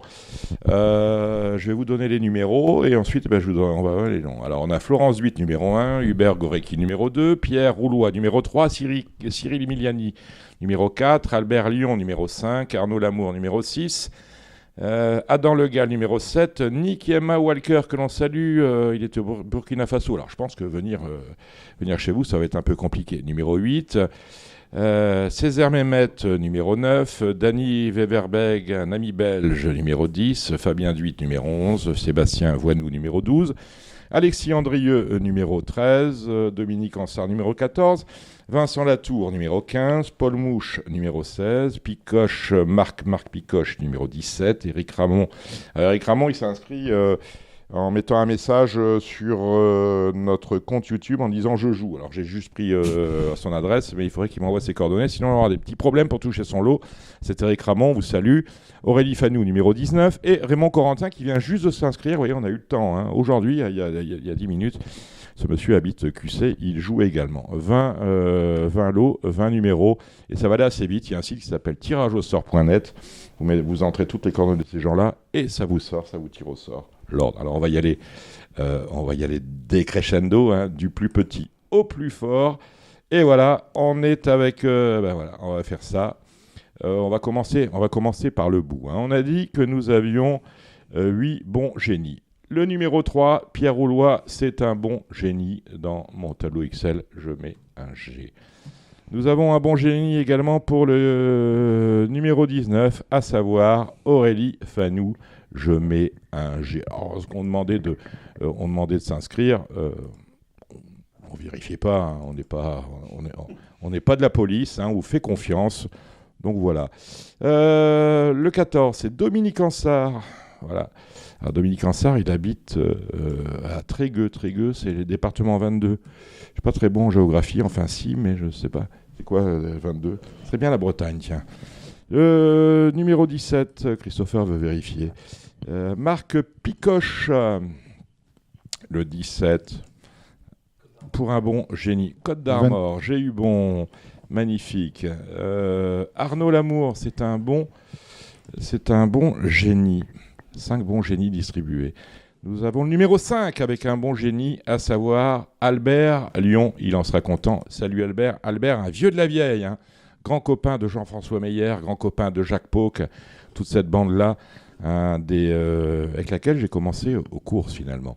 Le numéro 13, c'est Alexis Andrieux de Maison Lafitte. Eh bien, Alexis, pour toi, 20 €. C'est fait comme ça. Nous avons le dernier bon. Le dernier bon, ça ira au numéro 2, à savoir à Hubert Gorecki, qui lui est à Guéméné Penfao. C'est dans le 44, bien évidemment. Voilà. Alors, on en a fini avec les bons Génibet. Bien. C'était le numéro 2, 3, 6, 8, 2 bons Génibet. 10 montres maintenant. 10 montres avec Cyril Miliani qui gagne une montre. Chemin AM dans mon tableau XL. Nous avons ensuite le numéro 8. Eh ben, c'est une montre qui ira chez notre ami Nekiyama au Burkina Faso. Il en sera content. En plus, c'est une montre qui fait le décalage horaire. On est fantastique. C'est le numéro 8. Ensuite, j'ai le numéro 15. 15, c'est Vincent Latour. Ça ira en Belgique, ça. Vincent Latour, qui est un contributeur de Radio Balance. Hein. On salue nos amis belges. Oui, important. Et Vincent Latour, là, c'est pareil. On est sur le même fuseau, il n'y a pas de souci. Voilà, Vincent Latour, qui contribue à Radio Balance. Hein, souvent, il nous envoie des petits courriers. Césaire Mehmet de Châteaubriand. C'est une montre également à Châteaubriand. C'était donc bien le numéro 9. On a ensuite le numéro 16 pour une montre. Paul Mouche. Paul Mouche, lui, il est au Mans. On s'est mis nos amis sartois. On a le numéro 11 pour une belle toquante. C'est Fabien Duit de Nonville. Tac, tac. C'est fait. Numéro 7 pour une montre. Adam Le Gall. Lui est à l'homme. Contré que notre hôte et moi connaissons bien. Fait pour une montre. Bah oui, c'est du Nord, l'homme. C'est dans la banlieue de Lille. Numéro 1. Florence Duit, une montre également. Numéro 10, pour une montre. Danny Weverbeek, ça est une montre qui va en Belgique aussi. Voilà. Eh oui, c'est comme ça. On est comme ça. Numéro 20, dernière montre, c'est le dernier inscrit, Raymond Cotentin. Voilà. Bah, ça y est. Attends, c'est le dîner et l'hôtel. Exactement. Oui, Fabien Duit, pourquoi j'ai mis un 11 ça. M. Voilà. 18 pour le cardinal. 18, c'est Éric Ramon. Alors, Éric Ramon, il faut vraiment vos coordonnées. On ne fait pas des livres sur cette histoire-là. Voilà. Et ensuite, nous avons pour... Il en reste un, normalement. Ah, vous avez retenu tous les numéros ? Non. Il manque le numéro 12. Il manque le numéro 12. Ah bah quand on ne sait pas quoi j'ai, voilà. le 12, justement. Sébastien Voignoux. Il vient d'où ? Alors, il est à l'Union. L'Union, c'est département 31. 31, département 31. C'est le 31, je sèche. Attendez, on va regarder sur Oise. Haute-Garonne, pas très loin d'ici, en fait, finalement. Un petit 600. Ah bah voilà, pour vous, monsieur... Montez sur Paris. Monsieur Voignoux, non, il n'y a rien compris. C'est ici. Ah oui, non, c'est pour là, dans la région, c'est vrai. Ah bah c'est parfait, c'est très bien pour lui. Bien sûr que c'est très bien pour lui. Et le 18, c'est, je le disais, donc, Éric Ramon, c'est le cardinal. Voilà qui est dit. Vous réécoutez tout ça et puis vous faites plaisir. On vous contactera, hein, on va faire comme ça. Les montres, c'est l'équipe de Radio Balance que vous les envoie. Je vous montre le gagnant du week-end au motel. Je le mettrai en relation avec notre hôte, Christophe Dousseau. Pour le cardinal, pareil. Vous serez mis en relation avec le cardinal par mon biais. Quant à vos adresses Génie, ceux qui ont gagné une adresse, un bon de 20 € Génie, il faut vous m'envoyer votre adresse mail de manière à ce que je transmette ça aux autorités compétentes, comme l'on dit. Merci d'avoir suivi ce numéro spécial. Reprise du meeting du plat à Cagnes-sur-Mer sur Radio Balance. Rendez-vous vendredi, grand rendez-vous, un rendez-vous annuel. On a parlé ici de la situation économique du galop. On parlera bien évidemment, entre autres sujets, de la situation économique du trot avec nos deux invités traditionnels avant le prix de Cornulier, à savoir les entraîneurs Christian Bijon et Yves Dreux. Merci de votre fidélité. À très vite.